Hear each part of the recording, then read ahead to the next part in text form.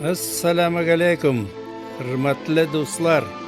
Предлагаем вашему вниманию очередной фрагмент из серии книг «След татар в мировой истории». Роальд Сагдеев, первый татарин-академик. Татарча была инде Роальд Зинурулы Сагдеев. Роальда Сагдеева, возможно, уже с рождения тянуло в США.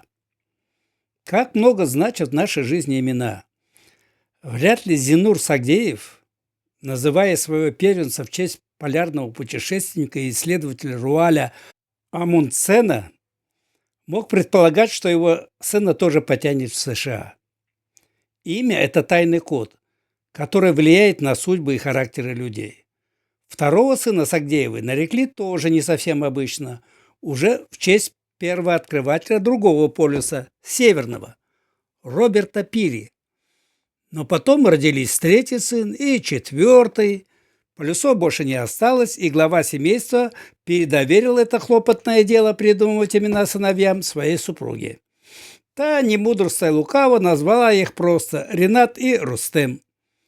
Но традиция первая буква «Р» при этом сохранилась. Однако Ренат, повзрослев, взревновал к звучным и ярким, как ему казалось, именам своих старших братьев и, получая паспорт, переправил последнюю букву на «Д» и превратился в Ренада.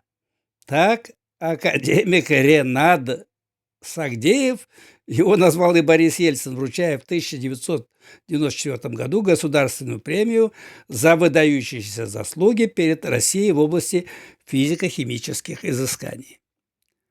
Законодателем мод среди братьев Сагдеевых был, конечно же, Роальд. Для нас Ролик так ласково, несмотря на почтенный возраст, патриарха физической науки, все время называли его родные друзья. Ролик всегда был и остается непререкаемым авторитетом, говорит его брат Роберт Сагдеев.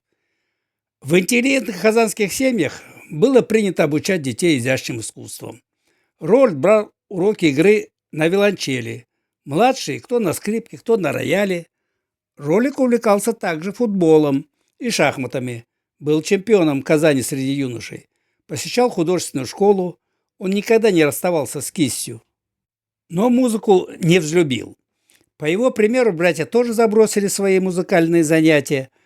Роальд Сагдеев по линии физик-лирик определился достаточно рано. Возможно, сказалось и влияние родителей. Мама преподавала математику в школе, отец сначала был доцентом математики в Казанском пединституте, потом пошел по партийно-административной стезе, дослужившись до зампреда Совмина Республики Татарстан. Несмотря на то, что по всем предметам Роальд шел ровно, окончив Казанскую среднюю школу номер 19 с серебряной медалью, физический факультет МГУ выбрал осознанно и самостоятельно. Младшие братья тоже отдали предпочтение точным дисциплинам. Роберт – последнее место коммерческий банк, и Рустем умер в Калуге, Урна-Джанатта Булсан, питомцы Казанского финансово-экономического института. А Ренат, проучившись 3 года на физмате в КГУ, перебрался в Новосибирск, знаменитый академгородок, где в то время уже работал старший брат. Вообще, как утверждает Роберт Сагдеев, младший брат Ренада добился в науке не меньших высот, чем старший Роальд. Оба академики, лауреаты Ленинской премии. Старший много лет руководил таким престижным учреждением, как Институт космических исследований в Москве. Младший возглавлял такую перспективную организацию, как Международный томографический центр в Новосибирске. Просто Роальд Зинурович шел первым. Дополнительную известность ему придали и знаменитая женитьба на внучке Эйзенхауэра, и скандальный переезд в Америку. Из интервью Роальда Сагдеева. Представить, что Бен Ладен может создать ядерное оружие в своих пещерах, абсолютно нереально. Другое дело, что некоторые государства, такие как Северная Корея, Ливия, Ирак и Иран, развивая ядерные реакторы и затем рядом с этим пытаясь строить военные ядерные комплексы, в принципе могли бы прийти к созданию бомбы. Это в принципе возможно при затратах большого количества денег и времени. Конец цитаты. Многое в нашей жизни зависит от того, с какими людьми нас сводит судьба. У Роальда Сагдеева таких роковых встреч было несколько, но главное из них, пожалуй, две. Еще студентом он посещал спецкурсы великого Ландау и за домашним столом, за чашкой чая сдавал ему не один зачет. Мэтр приметил способного парня и всячески его опекал. В 50-е годы была такая практика – отправлять молодых физиков на Урал и в Сибирь. Но Сагдеева оставили в Москве в Институте атомной энергетики имени Курчатова. Рекомендации Ландау действовали сильнее, чем красный диплом физфака МГУ, а у Роальда было и то, и другое. Через несколько лет, не поступая в аспирантуру, он подготовил кандидатскую диссертацию. Говорят, во время защиты Сагдеева сильно ругал Капица-старший. «Молодой человек, ну куда вы торопитесь? Неужели нельзя было посидеть еще месяца 2-3, чтобы довести работу до конца, и нам не собираться снова?» Говоря так, маститый ученый имел в виду докторскую диссертацию, которую, на его взгляд, Сагдеев мог защитить сразу. Плазма высоких температур, управляемый термоядерный синтез – это в те годы была самая перспективная тема физики, которой занимался и Роальд Сагдеев. «Я считаю его одним из ведущих в мире специалистов в области физики плазмы», говорил директор физико-технического института КНС РАН Кеф Салихов. Именно за создание неоклассической теории переноса в тороидальной плазме ему и была присуждена Ленинская премия. Следующий этап – Институт ядерной физики Сибирского отделения Академии наук СССР, где молодой ученый познакомился еще с одним корифеем отечественной физики, академиком Леонтьевым. Научная карьера Сагдеева быстро пошла в гору. В 32 года он стал членом Академии наук СССР, а в 35 – академиком. Это был самый молодой академик в Советском Союзе, а среди татар еще и первый.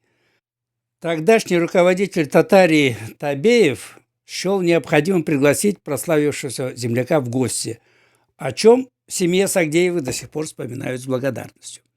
В 1973 году Роальду Сагдееву предложили возглавить Институт космических исследований РАН. 15 лет академик посвятил космосу.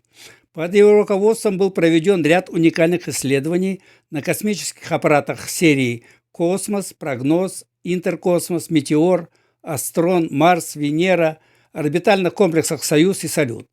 Сагдеев был также научным руководителем крупнейшего международного космического проекта «Вега».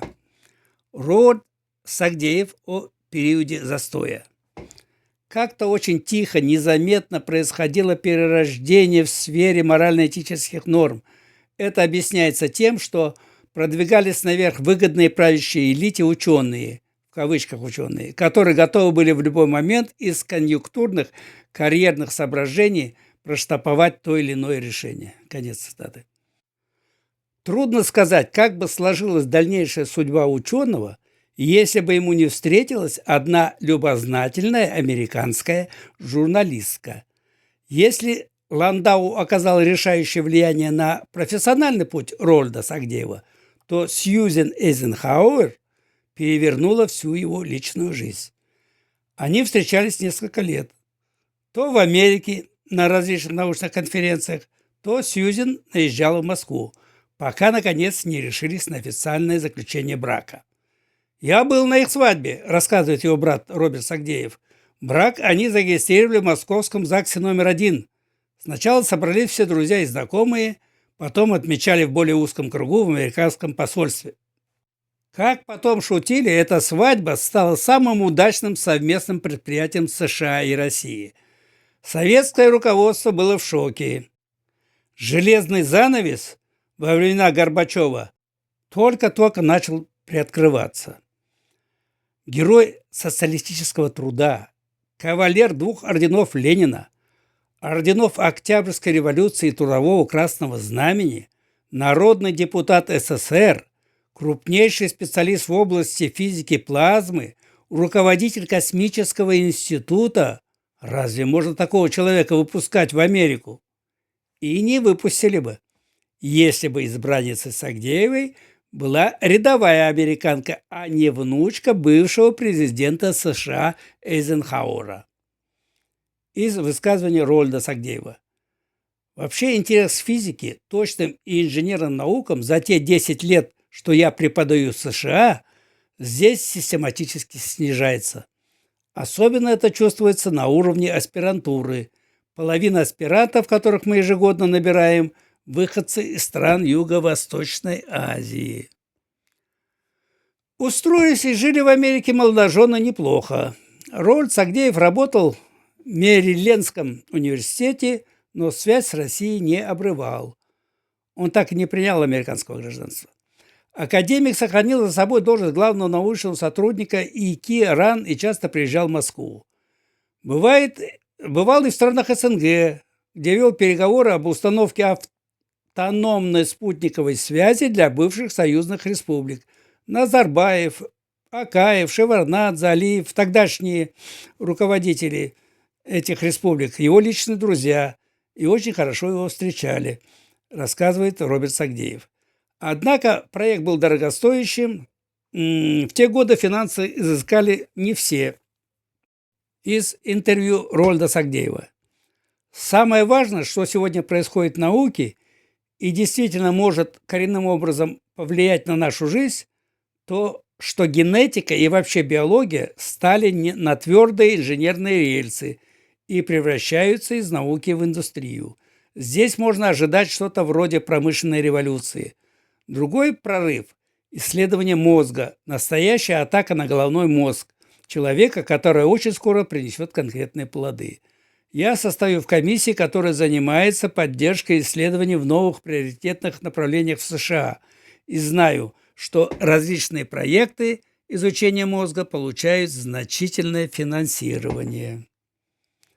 А вообще-то родные места Ровальд Сагдеев не забывал. Корни, родственные связи для него очень важны, говорит его брат Роберт Зинурович. Вместе с Сьюзан он трижды побывал в Казани, постоянно перезванивал со своими старыми друзьями, известным скрипачом Казанской консерватории Рустемом Сайфуллиным, президентом общества хирургов РТ Ильгизом Ибатуллиным, тогдашним президентом АНТ Мансуром Хасановым и с другими.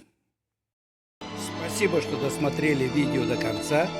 Следите за нашими выпусками. Продолжение следует. Давамы бар.